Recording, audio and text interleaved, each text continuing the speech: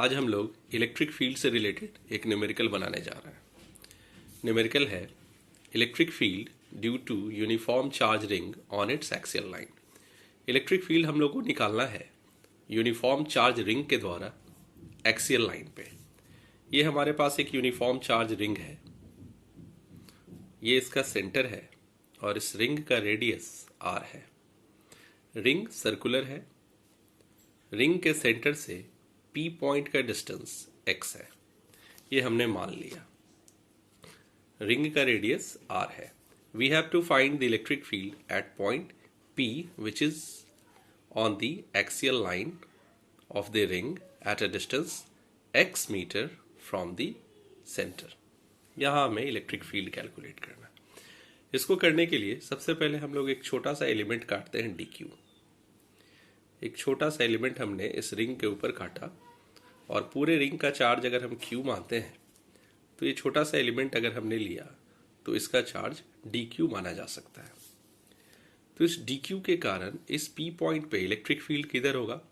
चूंकि dq positively charge है तो ये फील्ड डाइवर्ज होगा, यानी इस पॉइंट पे अगर यूनिट पॉजिटिव चार्ज हम मानते हैं, कंसीडर करते हैं, तो ये dq चार्ज इस पॉइंट को रिपेल करेगा।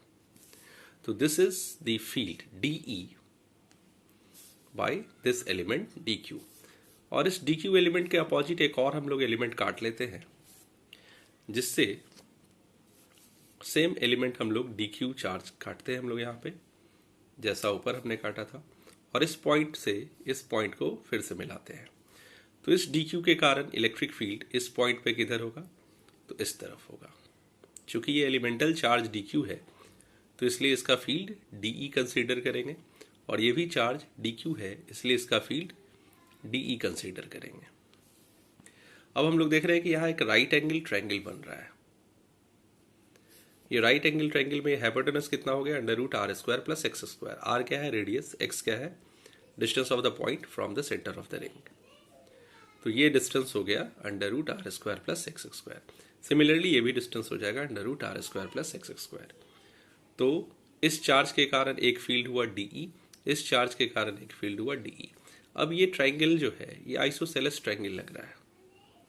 इस ट्रायंगल को हम लोग आइसोसेलेस ट्रायंगल बना सकते हैं, और ये परपेंडिकुलर बाइसेक्टर है। तो ये एंगल थीटा है तो ये भी एंगल थीटा होगा। हम ये थीटा एंगल कंसीडर करते हैं, ये एंगल थीटा हुआ तो ये भी एंगल थीटा होगा। तो ये opposite vertical angle theta theta हो जाएगा। उसी तरह से इस DE का कंपोनेंट अगर हम इस एक्सिस को थोड़ा आगे प्रोसीड करें और एक y एक्सिस बनाए, एक्सियल लाइन को हम x एक्सिस बना लें और एक y एक्सिस हम लोग यहाँ डिसाइड करें, तो इस DE का कंपोनेंट दो होगा। एक इस तरफ होगा DE cos थीटा और इस तरफ होगा DE sin थीटा। ये DE sin थीटा हो गया और x एक्सिस पे DE cos थीटा। सिमिलरली नीचे भी इलेक्ट्रिक फील्ड DE है, इसका भी कंपोनेंट इस तरफ होगा DE cos थीटा। तो जो इसका DE cos थीटा था और इसका DE cos थीटा दोनों मिलकर 2DE cos theta x direction में हो गया। x डायरेक्शन में ये 2DE cos थीटा हो गया, और इसका कंपोनेंट इस साइड कितना हो जाएगा? DE sin theta. तो DE sin थीटा एक दूसरे को कैंसिल कर देगा। तो नेट फील्ड आप किधर शो करोगे? Net field along x axis, और we can say that net field is along axial line, that will be equal to 2DE cos theta. यानी नेट जो रिजल्टेंट फील्ड होगा that is equal to 2DE cos theta. अब चूंकि ये elemental field है, ये DE elemental field है, we have to find the total electric field at point P due to this whole charge ring। इस पूरे ring के कारण हम लोग को इलेक्ट्रिक फील्ड निकालना है। तो इस 2DE cos थीटा को हमें इंटीग्रेट करना होगा। तो दोनों हमने यहाँ इंटीग्रेशन का साइन लिया, 2DE cos थीटा, ये कौन सा फील्ड हो गया? तो रिजल्टेंट फील्ड हो गया। यहाँ पे हमने लिखा है we have a charge ring of radius r and charge q। हमारे पास एक चार्ज रिंग है जिसका रेडियस कितना है? तो r है, और चार्ज कितना है? तो q है। ठीक है, तो हम लोग देख रहे हैं कि इलेक्ट्रिक फील्ड रिजल्टेंट जो आ रहा है वो 2DE cos थीटा है। 2 कांस्टेंट है, वो बाहर चला जाएगा।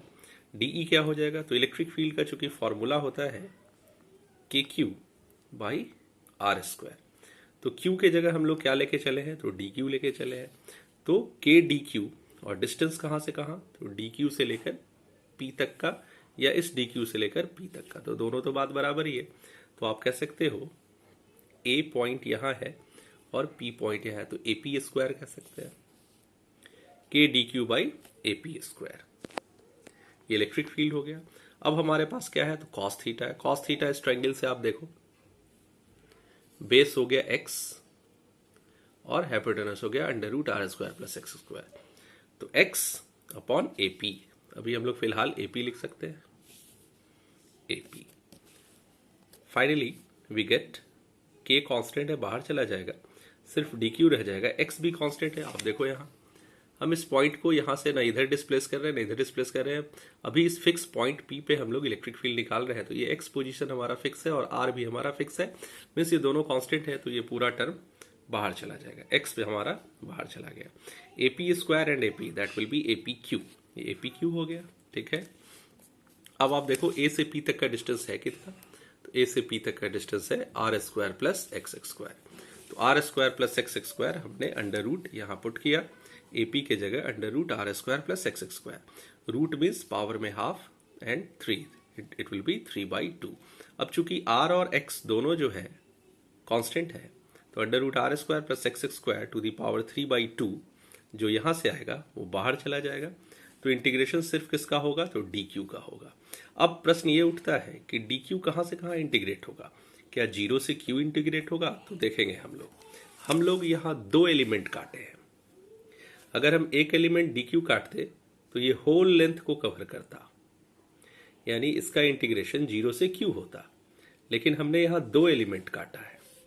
अगर हम एक एलिमेंट डी क्यू काटते तो इसको हम लोग 0 से क्यू तक इंटीग्रेट कर सकते थे, लेकिन हमने चूंकि 2 एलिमेंट काटा है तो 0 से q/2 तक इंटीग्रेट करेंगे। आप लोग पढ़े होंगे इंटीग्रेशन में कि अगर लिमिट ज्यादा होगा, तो अगर एलिमेंट ज्यादा होगा तो लिमिट उसके अकॉर्डिंग घट जाएगा, यानी एलिमेंट 2 टाइम्स होगा, एलिमेंट हमने 2 बार काटा है तो लिमिट हाफ हो जाएगा। एलिमेंट अगर 4 बार काटेंगे तो लिमिट 1/4 हो जाएगा। एलिमेंट अगर 1 है, एक एलिमेंट है, तो लिमिट फुल होगा। 2 एलिमेंट है तो लिमिट हाफ होगा, ठीक है।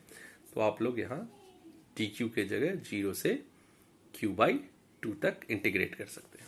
0 से q/2 करने का मतलब कि ये डी क्यू भी 0 से q/2 में यहाँ तक पहुँच जाएगा और ये डी क्यू भी 0 से q/2 में यहाँ तक पहुँच जाएगा, यानी दोनों हाफ सर्कमफेरेंस कवर करके पूरा रिंग कवर कर लेगा। यानी डी क्यू कहाँ से कहाँ वेरी करेगा, तो 0 से q/2 तक वेरी करेगा। डी क्यू का इंटीग्रेशन q होता है, तो ये हो जाएगा 2kx under root are square, या कह सकते हो R square plus x square to the power 3/2। अब अपर लिमिट यहाँ पर डालेंगे q/2, फिर लोअर लिमिट डालेंगे q, तो ये कुछ इस तरह आएगा 2kx upon R square plus x square to the power 3/2 q/2 minus 0। अब यहाँ कितना बचा, q/2 आ रहा है, ठीक है। तो यहाँ हम लोग लिख सकते हैं 2kqx, ये 2 कैंसिल हो गया, ये 2 यहाँ से कैंसिल हो गया, that is kqx by R square plus x square का पावर 3/2 न्यूटन पर कूलम। और ये किधर होगा, इसका डायरेक्शन किधर होगा, तो आप देख रहे हो अलोंग एक्स एक्सिस, और we can say that along axial line. यहाँ लिख सकते हैं हम लोग away from the centre of the ring, centre of the ring से दूर, या अलोंग एक्सियल लाइन। k का वैल्यू कितना होता है, 1/4πε0।